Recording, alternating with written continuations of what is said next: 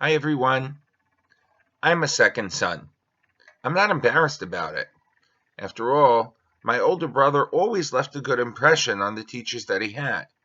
He has a solid, challenging learning style, and in school, his tenacity and love of debate endeared him to many, but maybe not so much to others. Many assumed that I, his younger brother, would be exactly the same way.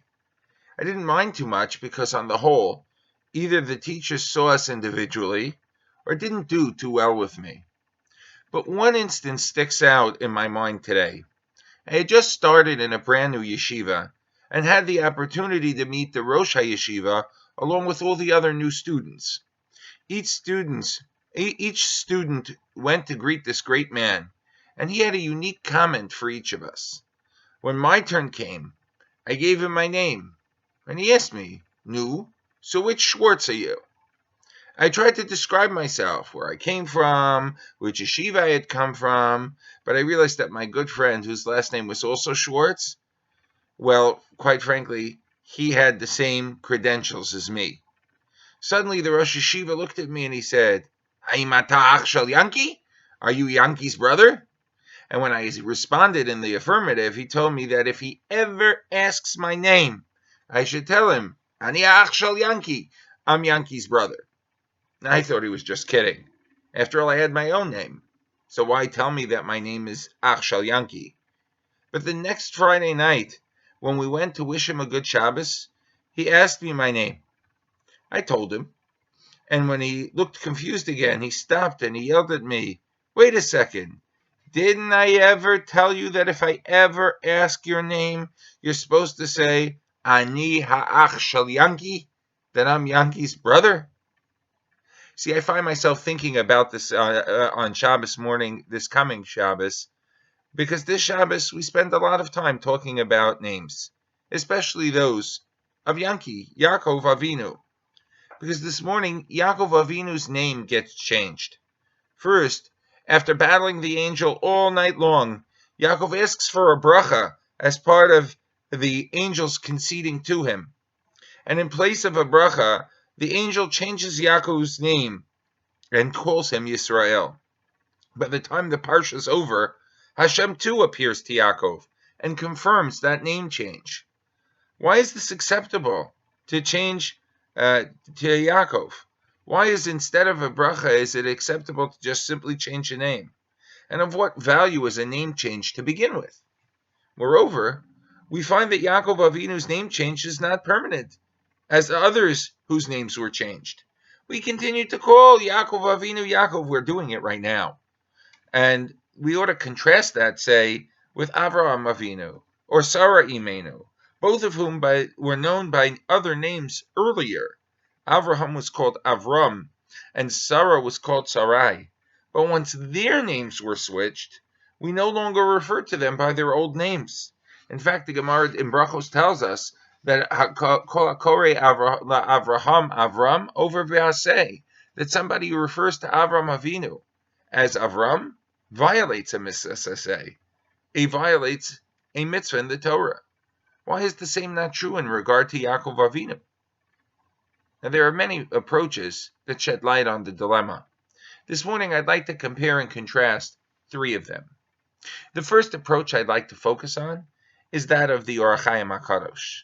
Or HaChaim HaKadosh notes that there's a fundamental difference between calling Avraham Avram and calling Yisrael Yaakov. He explains that when the Malach renamed Yaakov, he was adding to Yaakov's destiny.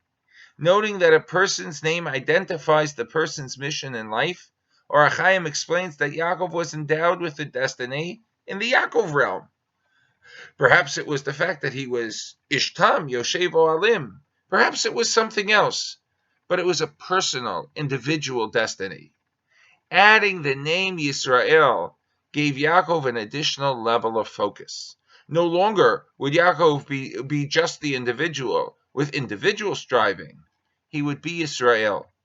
Hashem further enhanced that explanation by explaining that the name Yisrael was of national import. For Yisrael, there would be national pride, national goals.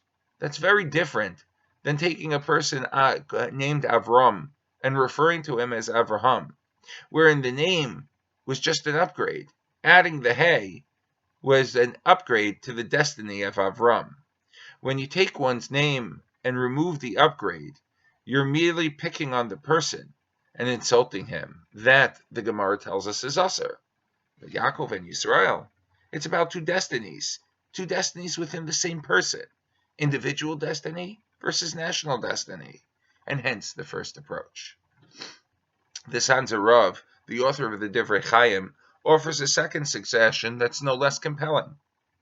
The Divrei Chaim noted that when it comes to being Avram or Avraham, the two, frankly, cannot coexist. You are either complete in transformation, or you're not. However, the name Yisrael, which speaks to majesty and leadership and success outwardly, fits very well with the Yaakov personality inside. Often people who appear successful tend to believe it's their own power that gave them their success. However, the Torah tells us that that's not a Torah way of thinking. Yaakov Avinu may have been Yisrael in everybody else's eyes, with that success and majesty that being Yisrael brings. But that success only comes to he who in his own mind knows that ultimately he is just Yaakov. Thus, in addition to the individual and national destinies of the Orach Chaim HaKadosh, the dual names remind us to grow and be your best. But remember who you are and be humble as you do it. The third approach, advanced by the late great Rabbi Lord Jonathan Sachs, Zichrono Livracha, offers a totally different perspective on the Yaakov Yisrael question. Similar to the approach of the Sanzer Rebbe, the Rabbi Sachs explained that when changing his name, the Malach and then later Hashem challenged Yaakov. They challenged Yaakov to act in a way that this is what people call you. Be a prince, be a royalty, be upright, be yourself, they were told. Don't long to be someone else. Rabbi Sachs added that this would turn out to be a challenge not just then, but many times in Jewish future to Yaakov's children as well. Because you see, often Jews have been content to be who they are born to be. But from time to time, they have come into contact with a civilization or a series of ideas whose intellectual, cultural, and even spiritual sophistication was undeniable. It made them feel awkward, inferior, like a villager who comes to a city for the first time. At these times, Jews lapsed into the condition of Yaakov. At these moments, we need to ask ourselves, are we Yaakov, embarrassed by who we are? Or are we Israel, with the courage to stand upright and walk tall in the path of faith? We have both titles. We're both Yaakov on the one hand and Yisrael on the other. But we don't have to be stuck being Yaakov, sidekick to Esav. And according to this idea of Rabbi Sachs, this approach that either we choose to be the individual Yisrael or we kind of become the sidekick Yaakov, Yisrael is our name when we are who we are because of our own merits and our own standing.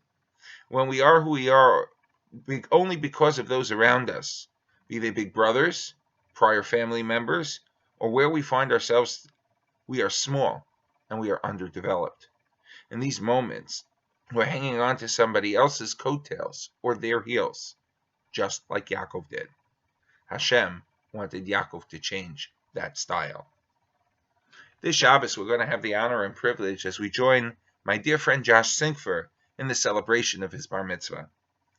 Though a second son, just like me, Josh is much more than just Ach Shel Yanki.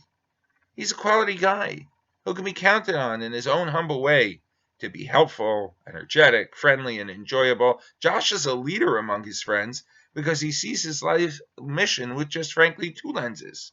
One with an eye on personal growth, and the other on a sacred obligation to the Jewish community. I admire the way that he manages to be fun on the one hand and respectful at the same time.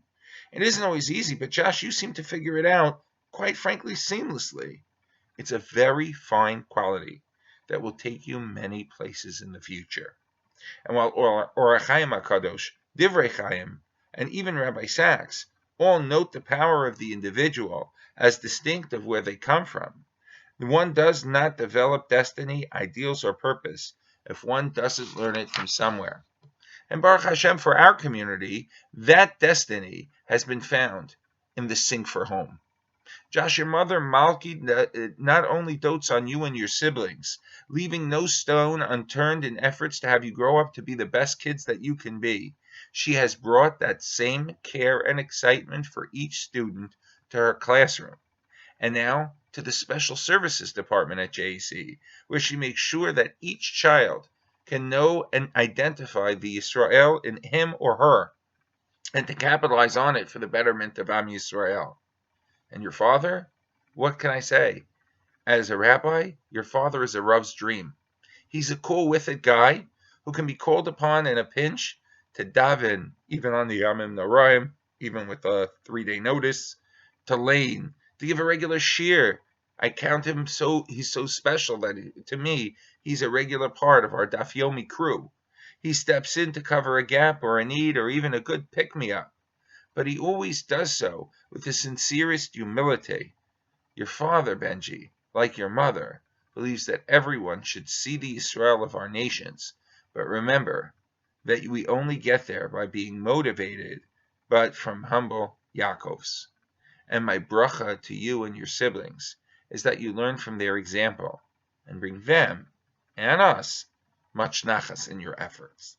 I'd be totally amiss if I didn't note your incredible grandparents who serve as leaders in so many facets of our Jewish community. And so I wish them, as my Rav wished me at my bar mitzvah, Urevanim levanecha, Shalom al Yisrael, and these days, the opportunity to say and see Shalom al Yisrael is a big deal. You know, I've told that story of Ach Shel Yanki many times through the years. It's funny, and it really relates the message of the importance of being a person and making a personal name. But recently, Yanki has become aware that he too is increasingly being identified as the brother of me or my younger brother, and that it's a new experience for him.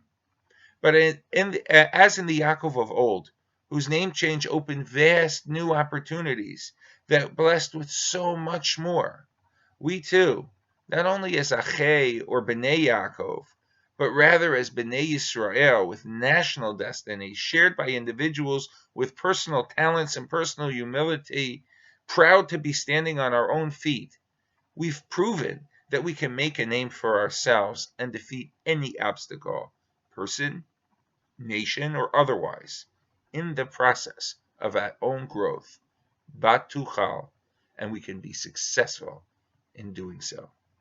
We need not to slow down those efforts. We need to believe in ourselves and in our fellow Yisrael.